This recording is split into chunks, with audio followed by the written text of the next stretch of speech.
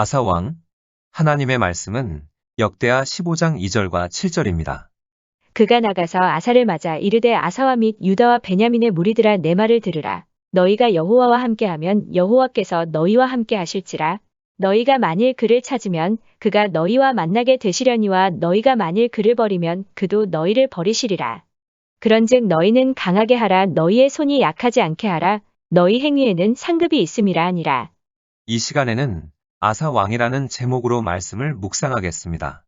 아사 왕은 남유다의 왕입니다.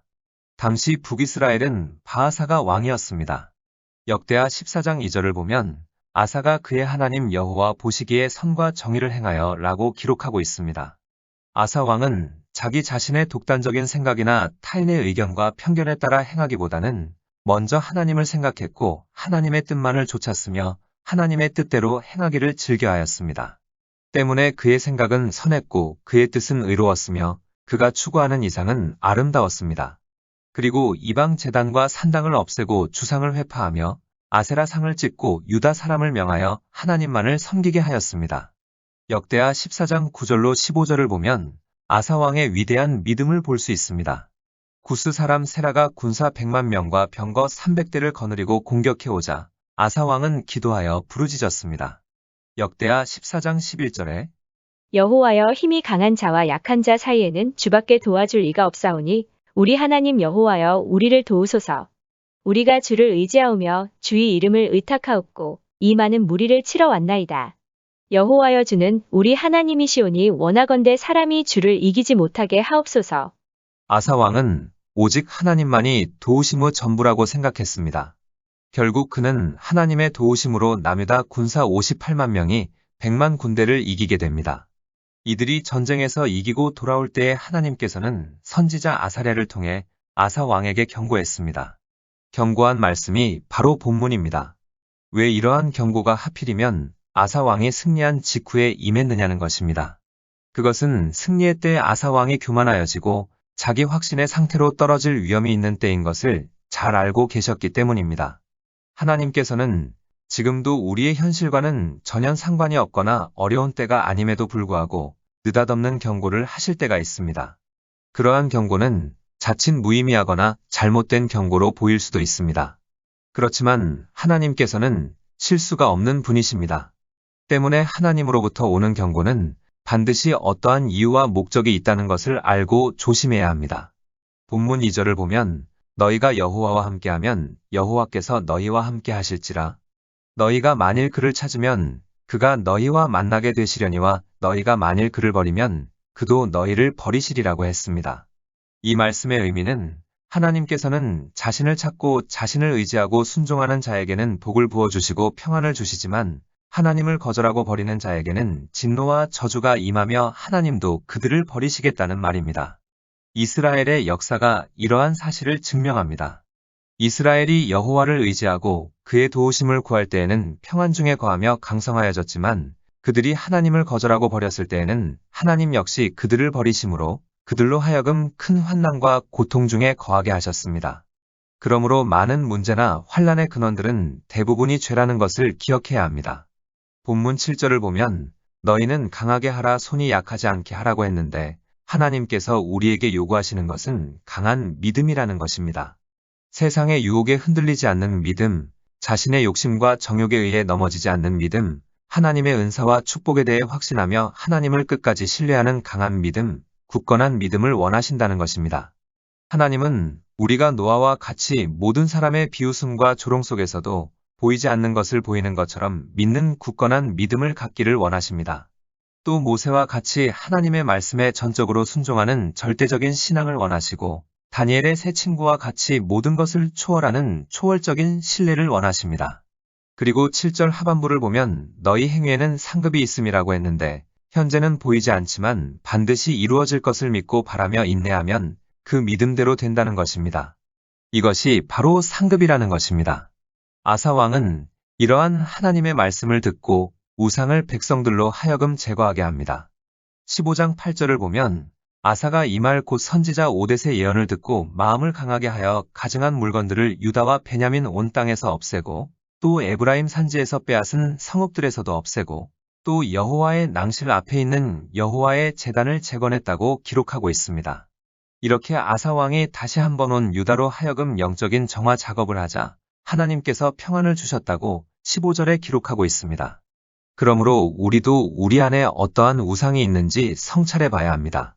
하나님보다 더 앞세우고 사랑하는 우상을 제거해야 삶 속에 평화가 임하는 것입니다. 명예가 우상인지, 권력이나 권세가 우상인지, 자녀가 우상인지, 남편이나 아내가 우상인지, 취미나 특기가 우상인지 점검해서 내려놓을 건 내려놓고 버릴 건 버려야 합니다.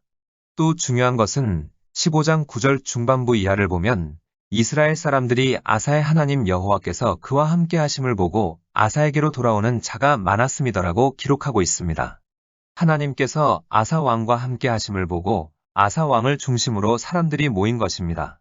이를 통해 알 수 있는 것은 내가 하나님 중심으로 바로 서가면 하나님께서 사람을 붙여주신다는 것입니다.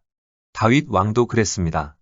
역대상 12장 22절을 보면 그때의 사람이 날마다 다윗에게로 돌아와서 돕고자 함에 큰 군대를 이루어 하나님의 군대와 같았더라고 했습니다. 하나님께서 위엄과 충성심을 지닌 용사의 무리들을 다윗 왕에게 붙여주신 것입니다. 그래서 하나님과의 관계만 바로 정립되면 사람은 하나님께서 붙여주십니다. 하나님을 잘 섬기던 아사 왕이 어느 순간 실수하게 됩니다. 역대하 16장 1절로 6절을 보면 이스라엘 왕 바하사가 쳐들어오자 아사 왕이 하나님을 의지하고 기도하기보다는 아람 왕 베나닷에게 뇌물을 보내 이스라엘을 침공하도록 합니다.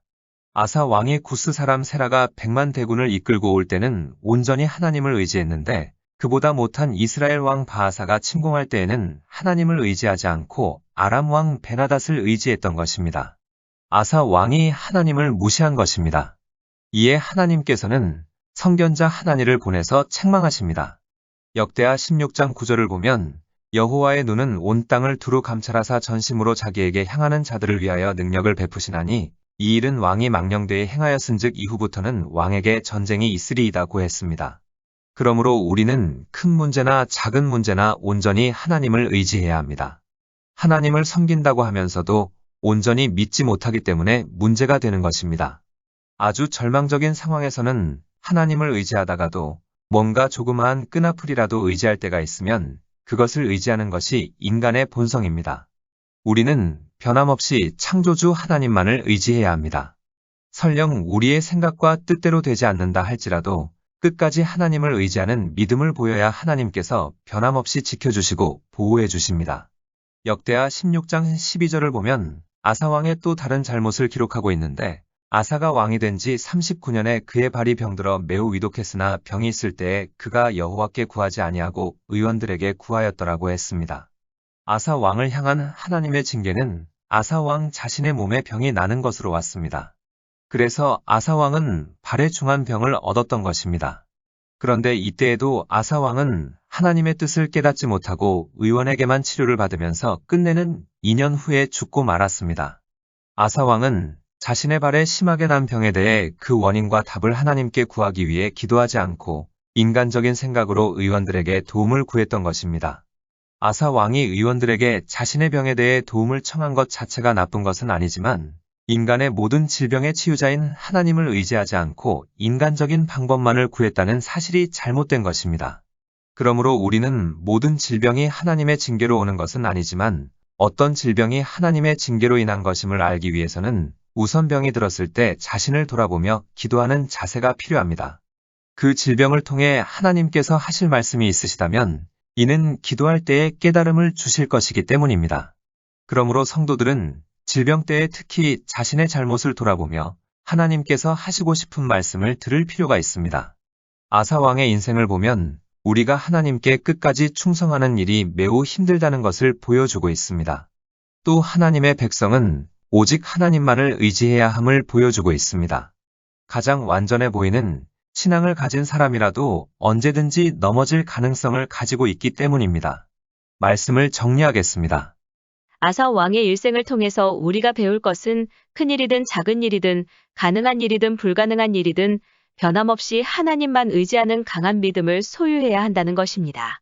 동남풍이 불든 서북풍이 불든 변함없이 하나님만을 의지할 때 하나님께서는 우리의 삶 속에 평안을 허락해 주십니다. 기도하시겠습니다. 창조주 하나님, 변함없이 하나님을 신뢰하고 의지함으로 일생을 하나님이 주시는 평안 가운데 거하게 하옵소서. 예수님의 이름으로 기도드립니다. 아멘. 하나님께서는 내 형편이 어떠하든, 내 신분이 무엇이든, 무슨 죄를 지었든 변함없이 나를 사랑하십니다.